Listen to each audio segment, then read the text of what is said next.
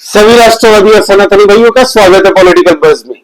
दोस्तों, महाराष्ट्र विधानसभा के जो चुनाव हुए थे 2024 के अंदर, वहां पे जिस तरीके से कांग्रेस पार्टी को, शरद पवार की एनसीपी को और उद्धव ठाकरे की शिवसेना को जनता ने हराया था, जिस तरीके से इनका सुपड़ा साफ किया था, कहीं मुंह दिखाने लायक नहीं रही कांग्रेस पार्टी। 70 साल से भारत में राज किया है कांग्रेस पार्टी ने, और अब राहुल गांधी के सर से हार का ठिकरा हटा के पूरा का पूरा मलबा इन लोगों ने सोचा कि हम इलेक्शन कमीशन ऑफ इंडिया पे डालते हैं या फिर ईवीएम पे डालते हैं। आपको बता दूं कि एक नया पिटीशन दोस्तों, उस पर सुनवाई हुई है बॉम्बे हाईकोर्ट के अंदर में। महाराष्ट्र विधानसभा में वोटों की संख्या को लेके किसी ने पिटीशन दायर की थी बॉम्बे हाईकोर्ट में। अब बॉम्बे हाईकोर्ट में उस पिटीशन को खारिज कर दिया, ये कहते हुए कि तुमने हमारा समय वेस्ट किया है, तुम पे पेनल्टी चार्ज करनी चाहिए। सोचिए आप। अब बॉम्बे हाईकोर्ट ने जैसे ही इस पिटीशन को दोस्तों खारिज किया पूरी तरीके से, हमारी मीडिया, इक्का दुक्का मीडिया ने खाली ये न्यूज दिखाई है, कहीं पे इसकी चर्चा नहीं हो रही है। हमारी भांड मीडिया ईरान इराक को लेके व्यस्त है, हमारी भांड मीडिया सोनम रघुवंशी को लेके व्यस्त है। इनके पास में भारत के अंदर में जो सबसे बड़ा मुद्दा चलता है वो दिखाने का टाइम ही नहीं है भाई। अभी आपको पता है, कुछ दिन पहले, 3-4 दिन पहले ही राहुल गांधी जी ने बड़े आरोप लगाया कि महाराष्ट्र चुनाव में बहुत बड़ी धांधली हुई है। महाराष्ट्र के चुनाव के अंदर में वोटरों की संख्या हर एक कॉन्स्टिट्यूएंसी में बढ़ी है। देवेंद्र फडणवीस जी की कॉन्स्टिट्यूएंसी में, एकनाथ शिंदे जी की कॉन्स्टिट्यूएंसी में, अजित पवार जी की कॉन्स्टिट्यूएंसी में। इसको लेके इलेक्शन कमीशन ऑफ इंडिया ने एक लेटर लिखा था राहुल गांधी को, ये कहते हुए कि एक काम कीजिए, आप आइए यहाँ पे, आप चर्चा कीजिए और जितने भी आरोप आपने लगाए हैं वो प्रूफ दीजिए उनके। ऐसे ही हवाबाजी नहीं चलेगी राहुल गांधी और पूरे कांग्रेस पार्टी की कि आरोप लगाया और भाग गए। इस बार आरोप लगाया है तो पूरा सबूत दिखाओ। तो कोई कांग्रेसी नहीं गया और राहुल गांधी भाग गए लंदन वाया बहरीन, क्योंकि इनके पास कोई सबूत है नहीं।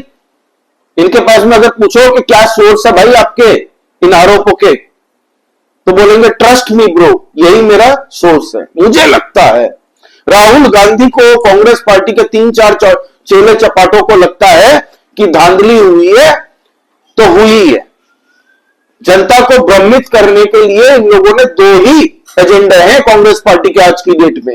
हिंदुओं को जातियों में तोड़ो, और दूसरा है ईवीएम और इलेक्शन कमीशन ऑफ इंडिया पे ठिकरा फोड़ दो हार का।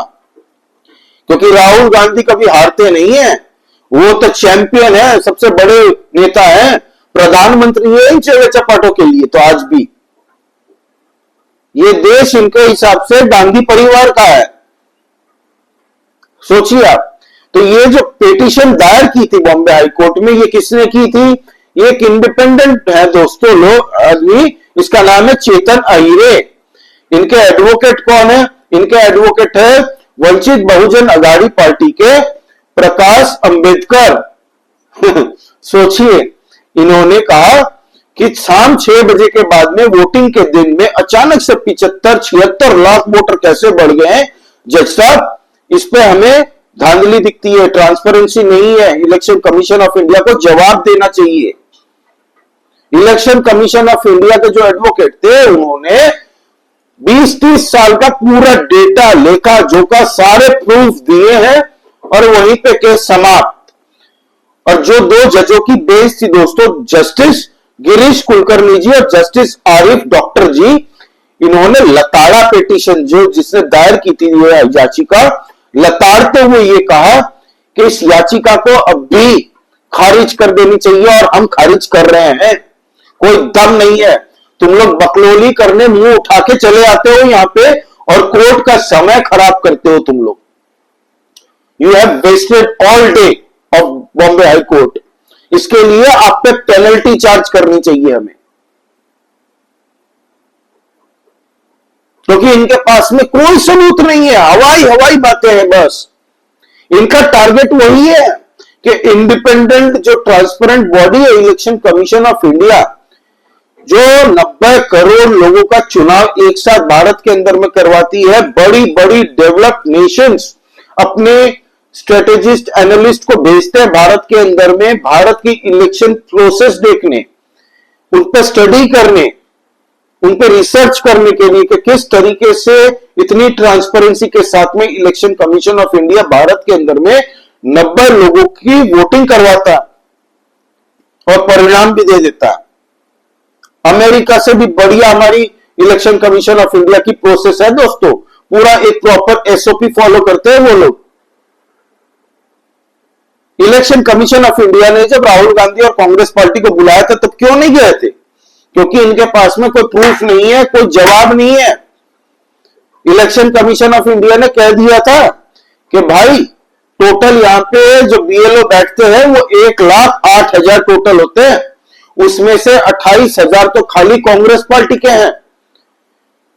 पूरी वोटिंग के दौरान वो लोग यहां पे मौजूद होते हैं, वोटिंग हो जाती है, बाद में ईवीएम उनकी मौजूदगी में सील होता है, उनसे साइन करवाया जाता है बकायदा, और काउंटिंग के दिन में उनके सामने ही सील फाड़ा जाता है। पूरी तरह से चुप कांग्रेस पार्टी। राहुल गांधी ने कह दिया होगा कि काम करो, मैं थोड़े दिन लंदन होके आता हूं वाया बहरेन, तो आप लोग 3-4 दिन इस मुद्दे को लेके उड़ाओ, तोते उड़ाओ आसमान में, लोगों के बीच में भ्रांति पैदा करने की कोशिश करो एटलीस्ट। तो इनके सुप्रिया सिंह, पवन खेड़ा, जयराम रमेश, मल्लिकार्जुन खड़गे जैसे जो है पार्टी में वो शुरू हो चुके सोशल मीडिया में, और सोशल मीडिया में इनका खुद का ही मजाक बन रहा है हर जगह। नाच न जाने आंगन टेढ़ा, ये कहावत इनके ऊपर में सूट हो रही है भाई। नाचना आता नहीं है मतलब आंगन टेढ़ा है भाई। ये चुनाव इनसे जीता नहीं जा रहा एक भी, तो इलेक्शन कमीशन ऑफ इंडिया गलत है, ईवीएम गलत है, ये इनका हाल है। आने वाले बिहार के चुनाव में आप देख लीजिएगा, सुपड़ा साफ हो जाएगा कांग्रेस पार्टी का। 60% का टोटल वोट बैंक है उनका, वोट शेयर है वहां पे, और लालू यादव अब बन चुके हैं आरजेडी के प्रेसिडेंट। तो कांग्रेस पार्टी को कितनी सीटें मिलती है वो देखने लायक होगी। कांग्रेस पार्टी को वहां पूछता नहीं है कोई, फिर ईवीएम पे ही ठिकरा पड़ेगी। ये लोग चाहते हैं वो जंगल राज के दौर, इमरजेंसी के दौर का टाइम, बैलेट बॉक्स पे थप्पा लगाओ, थूक लगा के थप्पा लगाओ, रूम बंद करके बूथ को हाईजैक कर लो, अपने ही एजेंटों को बैठाओ वहां पे। उसी तरीके से हो सकता है शायद ये चुनाव जीत जाए, लेकिन पूरी दुनिया जब आगे जा रही है तब राहुल गांधी की कांग्रेस पार्टी और ऐसे कुछ जाहिल ऑपोजिशन पार्टियां बैलेट बॉक्स से वोटिंग चाहती है।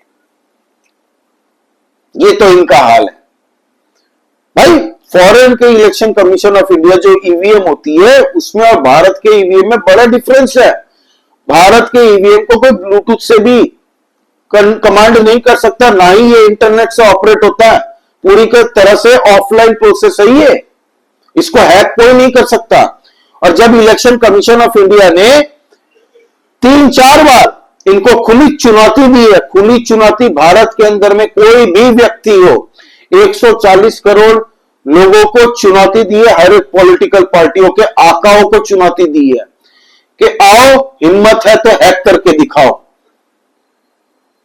एक कुत्ता तक नहीं वहां पे गया था दोस्तों, एक इंसान तो छोड़िए, कोई नहीं गया, कोई ऑपोजिशन पार्टी नहीं गई, क्योंकि पता है जाएंगे तो तुरंत एक्सपोज हो जाएंगे, नंगे हो जाएंगे जनता के सामने, उनका ही मजाक बनेगा। और सोशल मीडिया में मजाक कांग्रेस पार्टी का बन रहा है आज के दिन में। इस तरीके से चुनाव हार रहे हैं, they should in fact workout on their own party. Party टूट रही है इनकी, पार्टी लोग छोड़ छोड़ के जा रहे हैं इनके लोग।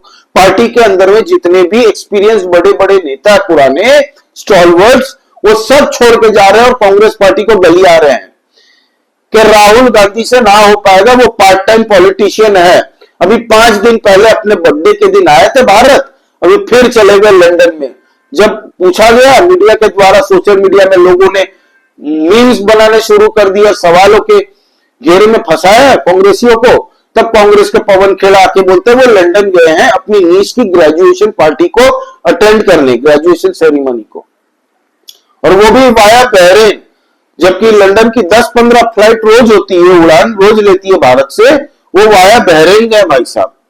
तो बहरेन में क्या काम है, किससे मुलाकात होनी है, क्या मीटिंग होनी है, ये देश की जनता जानने को राइट रखती है, क्योंकि he is a leader of opposition और यही सवाल भाजपा उठा रही है। तो इनके पास में कोई जवाब है नहीं, बस बकेती करो, भारत के अंदर में अनसंड लोगों के बीच में भ्रांति फैलाने की कोशिश करो, फिर भले हम चुनाव पे चुनाव हारते रहे, हमें उनसे कोई फर्क नहीं पड़ता, हम नहीं सुधरेंगे।